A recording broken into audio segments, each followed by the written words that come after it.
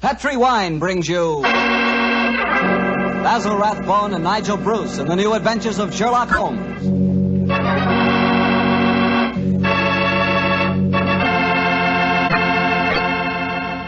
The Petri family, the family that took time to bring you good wine, invites you to listen to Dr. Watson tell us another exciting adventure he shared with his good friend, that master detective, Sherlock Holmes. And I'd like to tell you about my favorite time of day. It's just before dinner. You know, when the family's all sitting around in the living room and wonderful things are cooking in the kitchen? Ah, that's for me. And boy, that's the time for a glass of sherry. Because Petri California sherry really makes waiting for dinner a pleasure. That Petri sherry is the perfect before-dinner wine. Just look at its beautiful amber color. And then taste that wonderful Petri sherry. What a flavor. Petri sherry has a rich, nutty flavor that's right from the heart of sun-ripened grapes. And if you like your sherry dry, you know, not sweet, you'll want to get Petri Pale Dry Sherry. Or better yet, taste them both. Don't buy one, buy two. Those letters P-E-T-R-I on the label are the personal assurance of the Petri family that Petri sherry is truly good wine.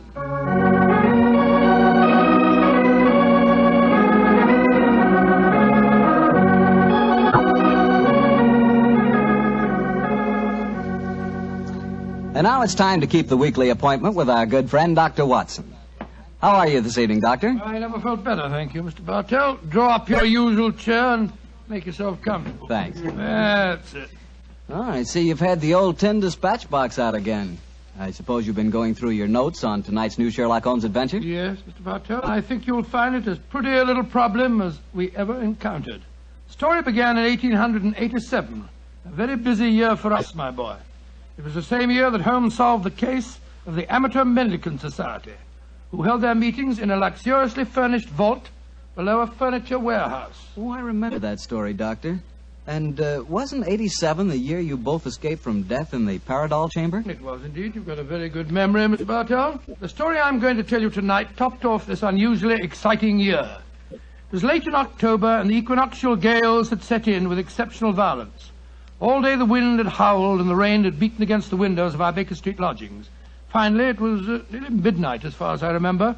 The storm grew higher and louder, and the wind in the chimney sobbed like a child. Suddenly, much to our surprise, the doorbell jangled, and a few moments later, our midnight visitor stood before us. He was a man of about 45, and as he looked about him anxiously in the glare of the lamp, I could see that his face was pale and that his eyes heavy, like those of a man who was weighed down with some great anxiety. And yet when he spoke, his tone was businesslike and almost aggressive. I've come to you for advice, Mr. Holmes. That's easily obtained. And help. That is not always so easy. Help the gentleman off with his coat, will you, Watson? Yes, indeed. Here you are, sir. Let me hang it up for you. Thank you, sir. I heard of you, Mr. Holmes, from Major Prendergast. Oh, yes. He said that you could solve anything. Oh, I'm afraid he said too much. But you've never been beaten. I've been beaten 4 times, sir. 3 times by men and once by a woman. But supposing you sit down and introduce yourself. My friend is Watson, Dr. Watson. How do you do, sir? How do you do, Doctor? My name is Lovelace, Edmund Lovelace. And what brings you to me this hour of the night, Mr. Lovelace? I'm in terrible trouble, Mr. Holmes. You don't know anything about me, but if you'll accept my case, you can save 4 lives. I wouldn't say that I know nothing about you, sir, though it's true that I know little beyond the somewhat obvious fact that, you're single, that you keep a dog, but not a manservant, and that you are much preoccupied with your business, which I take to be some form of insurance. Oh, come. Oh, steady. Now, what is this? Well, magic? I'll wager that my friend's right, though. Isn't he, Mr. Lovelace? Perfectly. But I'll be hanged if I can see how he knows It's a practical application of logic, sir. The briefcase that you carry might at first indicate a barrister or some other professional man, but your brusque, business-like manner counteracts that suggestion. An insurance broker who must visit clients at odd hours is the likeliest man to combine that manner with a briefcase at midnight. But the wife and the manservant, and the fact that I'm preoccupied with my business. Your cufflinks don't match, sir. Each is from a different pair. That would suggest preoccupation, and it's a mistake that neither a wife nor a servant would have allowed to pass. Yes, but how about the dog? Oh, surely that's obvious, Watson. Well, I can't see it. I shall let you ponder on that matter while Mr. Lovelace tells us his problem. Mr. Holmes, are you as interested in preventing a murder as in solving one? Well, naturally I am, Mr. Lovelace. Even more so. But please tell me your story. I live with 4 cousins of mine in an old Camberwell. My grandfather left the house and a sizable fortune to the 5 of us on condition that we lived together and maintained the family unity. It probably would surprise you to know that we've grown to get pretty much on each other's nerves. Well, what happens if one of you dies, Mr. Lovelace? His share is divided among the others, Doctor. Oh, yes. The wonder to me is, sir, that not that a murder may take place, but that it has not happened long ago. Who's responsible for the administration of the estate? My cousin Gerald. He's much older than the rest of us, and he's a thoroughly unpleasant, cantankerous man. Yeah. He gets an extra share in the estate as administrator, and in consequence he doesn't work. We feel, of course, that he lives off us, and we're continually quarrelling with him about it. Well, sounds like a jolly household, I must say. There's going to be trouble, Mr. Holmes, I know it.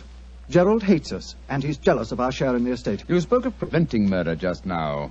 Yet I can see that you've selected your cousin Gerald as the potential murderer. Am I right? Yes, you are. Mm-hmm. But don't think it's personal prejudice that makes me suspect him.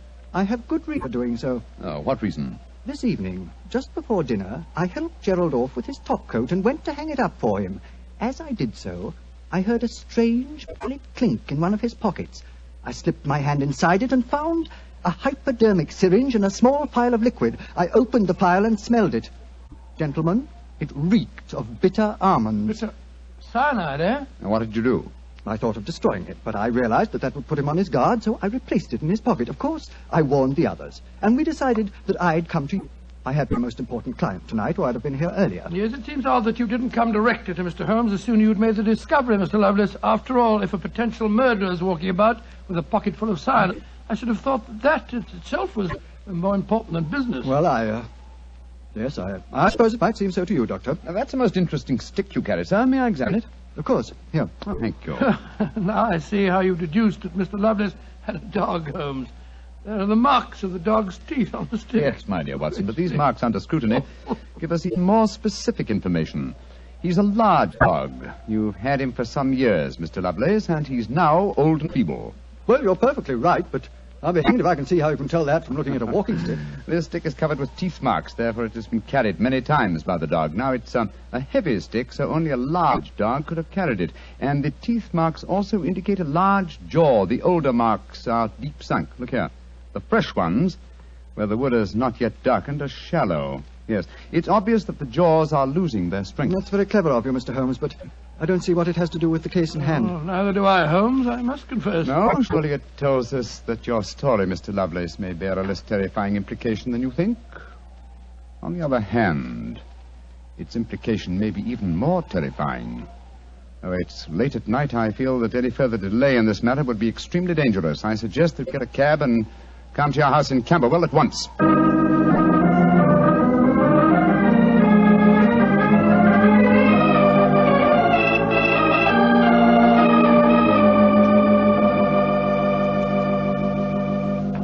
Yes, Randolph, I'm glad you're still up. I was able to persuade Mr. Sherlock Holmes, Dr. Watson, to come back with me. Gentlemen, this is my cousin, Alice Harley. How do you do? How do you do, Miss Harley? How do you do? And my cousin, Randolph Lovelace. How do you do? How do you do, How sir? do you do, Mr. I've Lovelace? told him about the whole business, Randolph, so we can all speak perfectly freely. Let's begin by sitting down, shall we? Randolph and I had just finished a little cold supper. We've been to the theatre tonight. Well, Mr. Holmes, I suppose Edmund told you about finding the hypodermic syringe and the cyanide in Gerald's coat pocket. Yes, tonight. indeed. May I ask where your cousin Gerald Lovelace is now? We left the house at 7, but I imagine Gerald went upstairs at 8, as usual. Didn't he, Edmund? On the stroke of 8, Alice. He's very fixed in his habits, Mr. Holmes. He goes up to his room every night at 8. There he reads or works on his accounts and eventually goes to bed any time between 10 and 1. Well, he might stop. I should like to speak to him a little later. In the meanwhile, may I ask you two young people to tell me quite honestly your feelings about your cousin Gerald? And you might as well be frank. I've kept nothing back. All right. Randolph and I hate him. First of all, we're sure he's jealous of our shares in the estate, and then we... Alice and I want to get married, Mr. Holmes, and Gerald won't hear of it. But you're your cousins, aren't you? Only second cousins, Dr. Watson. Gerald is dreadfully conventional. He's threatened us that if we do get married, he'll go to court and try to have our shares in the estate annulled. And from the way the will is worded, I wouldn't be surprised he could do it. So you can see why we have no great love for him, why we're afraid of him. Well, he sounds an extremely unpleasant person to me. You mentioned there were 5 cousins in the house. 3 of you are here. Mr. Gerald Lovelace is upstairs. Who and where is the 5th cousin? The 5th cousin is my brother, Gilly. He's something of a tragedy, I'm afraid. You see, Gilly's 20, but he never developed mentally beyond the age of 8. He had a bad fall in the hunting field when he was a kid. He's been like this ever since. I'm sorry to hear that, sir. But he's the dearest, most gentle boy you've ever met. And, incidentally, the one person in this house who doesn't hate Gerald. The poor fellow doesn't understand the conditions of the will, I suppose. No.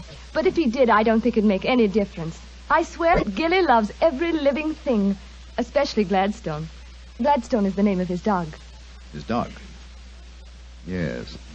The dog may be the key to this whole matter. The dog? What makes you say that, Holmes? When a man brings a quick and painless poison home to a household containing an old and feeble dog, it's more than possible that he has obtained that poison, quite legitimately, to give the dog a merciful death. To kill Gladstone? Oh, no. After all, Alice, dear, he is old and almost blind But, now. Mr. Holmes, if you think Gerald brought home the poison to put Gladstone out of the way, well, and I admit it sounds perfectly logical, what made you decide to come here tonight? Because I dare not even guess what you may have done by intruding the thought of murder in this situation. Where is your brother Gilly? In his room upstairs, asleep. I wonder if we might go up to him. I'd like to talk to him, if you don't mind. And after that, I want a few words with your cousin, Gerald Lovelace.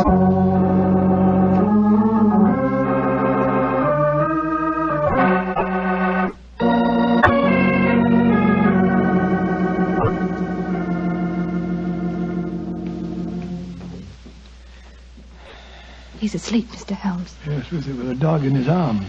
I'm afraid we'll have to waken him. Gilly? Gilly? It's all right, Gladstone. We're not going to hurt him. Gilly? Who is it? Oh, hello, Alice. Who are these men? They've come to take Gladstone away. No, Gilly, we haven't. Oh, of course not, Gilly. We've just come to admire him. Your brother's been telling us what a fine dog he is. Oh, that's different. Isn't he beautiful? I just had such a wonderful dream about him. Such a wonderful dream. What was it, Gilly? Well, he was all young again. Just a puppy. He was chasing a rabbit across a cliff top. And I was running with him. Oh, Gladstone looked so beautiful. Didn't you, old boy? Of course you did. And you know, the rabbit went down a hole, and Gladstone went down after him. And I went down after Gladstone. And we all had tea with the rabbits. Oh, funny.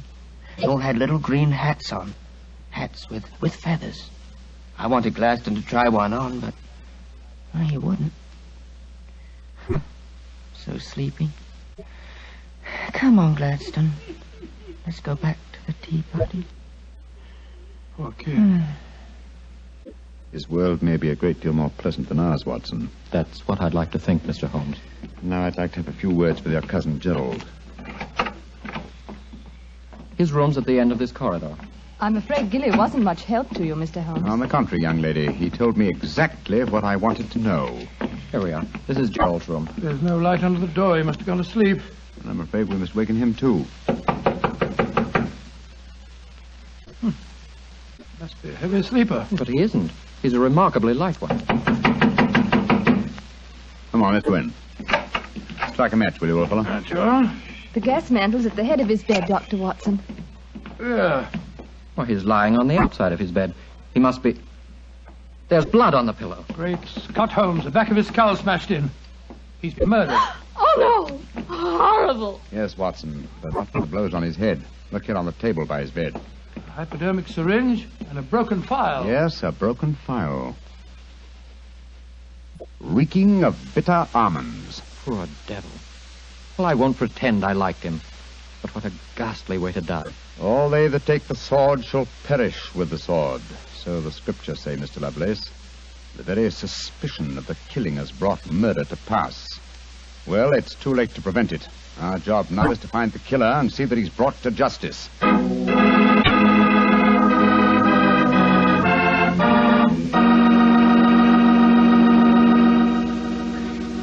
Dr. Watson will tell you the rest of his story in just a few seconds.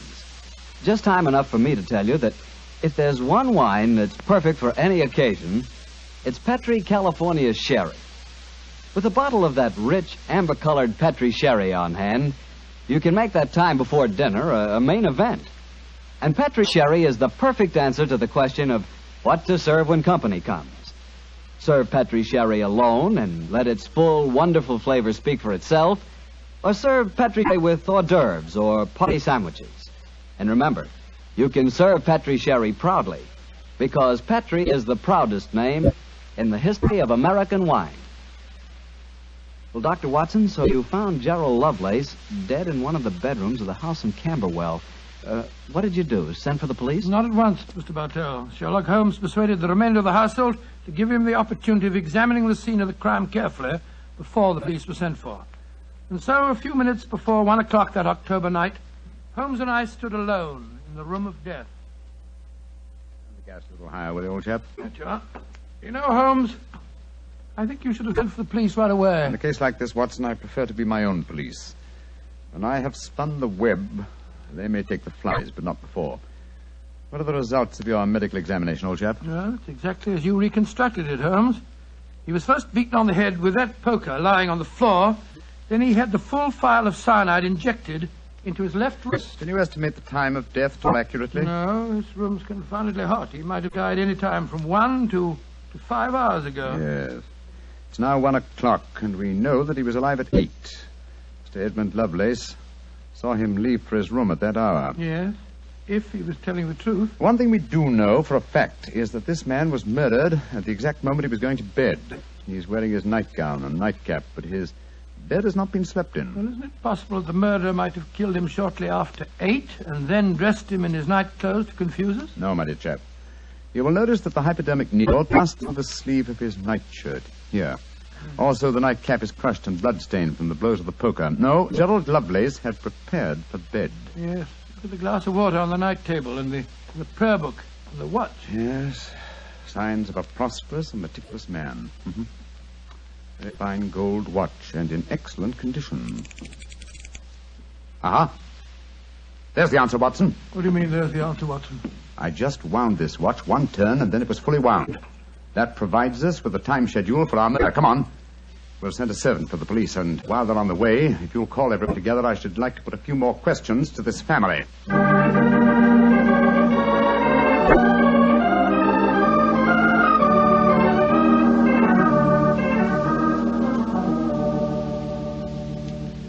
Before the police arrive, I should like to hear your statements again very carefully, if you don't mind. Mr. Edmund Lovelace, what were your exact movements tonight? I left here shortly before 10. From 10 o'clock until the time I came to Baker Street, I was with my client. His name and address, please. Derek Waterlow, 9 Onslow Square, South Kensington. Thank you. Make a note of these, will you, Watson? All right, you're home. You, Miss Harley, and you, Mr. Randolph Lovelace, went to the theater together. Can any independent witness testify as to your movements? Oh, yes, Mr. Holmes. We went with friends, the Grant Moresbys. They live at the Clarendon Hotel off Charing Cross. What time did you leave this house? Well, it was about 7:45, wasn't it, Alice? Yes, and after the play, we went to the Café Royal for a little refreshment with our friends and then came back here. I see. And what time did you arrive back at this house? Just a few minutes before midnight. I remember the grandfather clock in the hall striking just as we went into the drawing room. And your brother Gilly, sir. I hate to waken him again. Have you any idea of his movements tonight? Well, he never goes out after dark, Mr. Holmes. But I spoke to the cook as we came in tonight. She says that he played cards with her until just after 10 o'clock. He was fast asleep when I looked in on him shortly after midnight. Thank you. You've made a note of all these facts, Watson? Yes, Holmes, I got them all down. Good. Then let's be on our way to Baker Street. But the police, Mr. Holmes, they're on their way. I know. Please give them my regards, will you? Apologize for my informality and tell them that I shall have the answer to this matter probably in a little over 24 hours.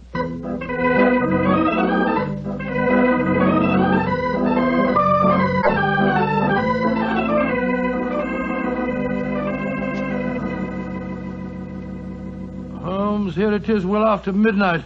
You haven't done a thing on the Camberwell case. No, but you have, old chap. You've checked on all the time alibis and found them valid. I'm much obliged to you. Yes, Inspector Lestrade was here tonight, you know, and he made some pretty caustic remarks, I can tell you. Oh, didn't you inform him that I'll have the answer to the problem before many hours have passed? Yes, I did, but you know, Lestrade, he wanted action. He shall have it.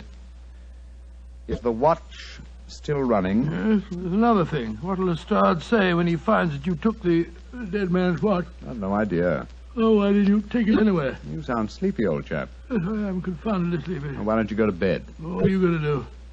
Continue my vigil with my pipe and the watch of a dead man.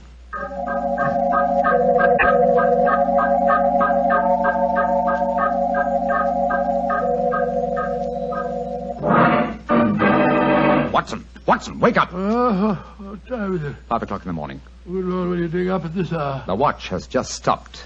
I'm about to rewind it. What are you rewinding it for, Holmes? You waited over 24 hours for it to unwind. When I know how many turns it takes to wind it fully, I shall have the answer to the whole business. 10, 11... You're being confoundedly mysterious, as usual. 14 turns, and the watch is fully wound. Get your clothes on, old chap. Where are we going on this hour? To the house in Camberwell. Now I know who murdered Gerald Lovelace.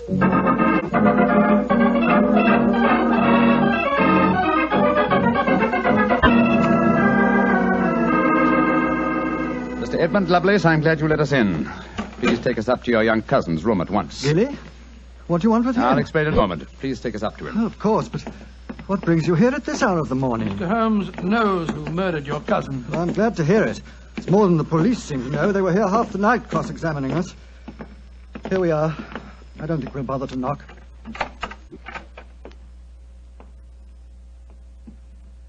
Gilly? Gilly? I'm awake.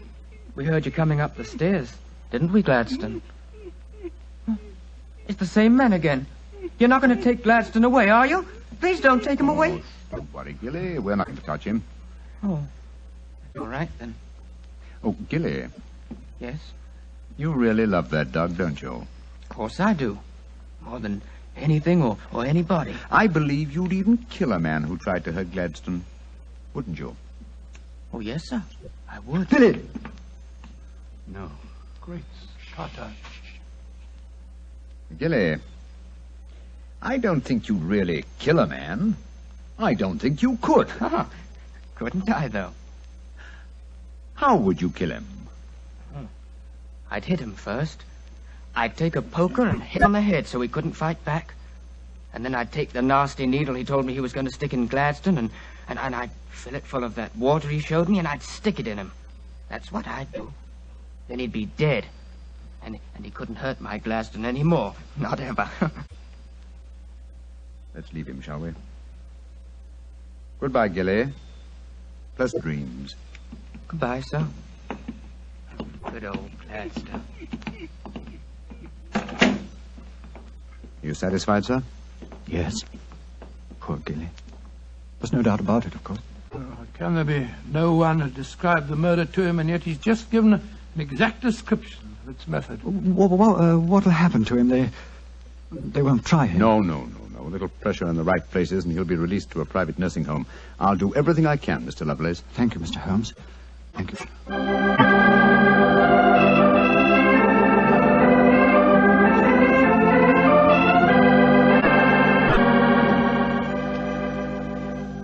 Well, Holmes, now that we're back in Baker Street and the whole depressing case is finished with, perhaps you'll tell me how you knew that Gilly had committed the murder. Well, consider the time schedules, old fellow. You checked the alibis of the other cousins and found them satisfactory. That meant that Alice Harley and Randolph Lovelace could have committed the crime only at midnight. Edmund only before 10. Gilly only around 11. You said that the time of death could have been at any of those hours. Yes, I did. So how did you pin it down to 11? The watch gave me the specific answer. When I picked it up, I unthinkingly wound it. Made one turn and was then fully wound. Now, when does a methodical, precise man like Gerald Lovelace wind his watch? Just as he's going to bed. Exactly, old fellow. So that it was obvious that he was killed precisely one watch stem turn before I wound his watch. Now I'm beginning to see daylight, Holmes. So you let the watch run down? That's what I did. It took 28 hours, from 1 o'clock the night before last until 5 this morning. Now, how many turns did it take to rewind it? 14, was it? That's right. Therefore, one turn of the watch stem equaled 2 hours, proving that Gerald Lovelace had been murdered 2 hours before 1 o'clock at 11 p.m. When Gilly was the only one who could have done it. You know, Holmes, I still find it hard to believe that boy was capable of such a ghastly crime. He seemed so gentle. Oh, he is. Except when his beloved dog's life was at stake, probably out of some mistaken notion of kindness. Gerald Lovelace warned the boy of his intentions regarding the dog. A sad business, Watson, a sad business. I hate to think of that boy spending the rest of his life in a mental home. I have one prayer for his future. What's that, Holmes? The dog Gladstone can't live very long. I pray that Gilly does not long outlive him.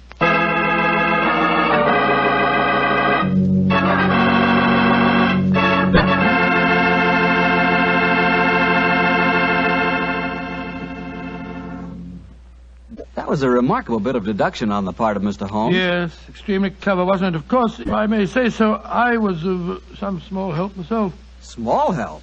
Why, Doctor, you practically solved the case by yourself. Oh, I wouldn't go as far as saying that. But, Doctor, you did check all the alibis, didn't you? Yes, I checked where each suspect was at various times. Yes, you checked time. And what's more important than time? Well, Why, Doctor, time is even vitally important when it comes to wine. I was wondering how you were going to bring that in. And one thing we do know, Petri took time to bring you good wine. So nobody can miss with Petri wine. It's just got to be good. You know, you can't be in the wine business as long as the Petri family without really learning all about the fine art of making wine. And don't forget, the Petri family has been making fine wine since way back in the 1800s.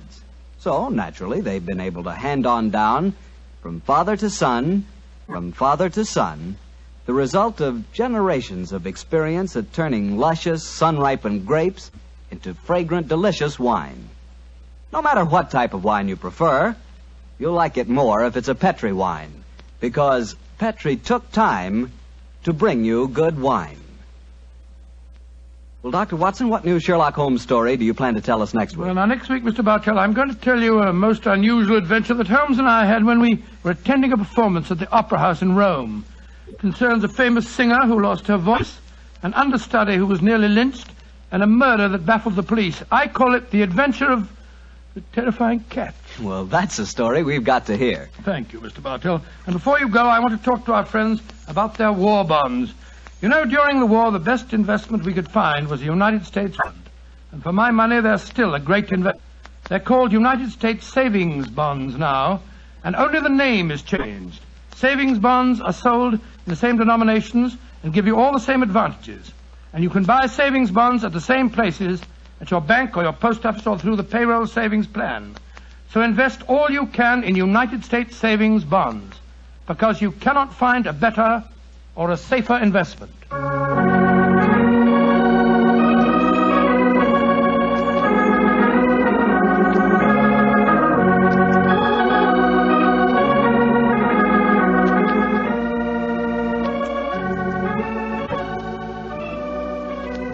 Tonight's Sherlock Holmes adventure was written by Dennis Green and Anthony Boucher and was suggested by an incident in the Sir Arthur Conan Doyle story, The 5 Orange Pips. Music is by Dean Fostler. Mr. Rathbone appears through the courtesy of Metro-Goldwyn-Mayer, and Mr. Bruce through the courtesy of Universal Pictures, where they are now starring in the Sherlock Holmes series. The Petri Wine Company of San Francisco, California, invites you to tune in again next week, same time, same station. Sherlock Holmes comes to you from our Hollywood studios.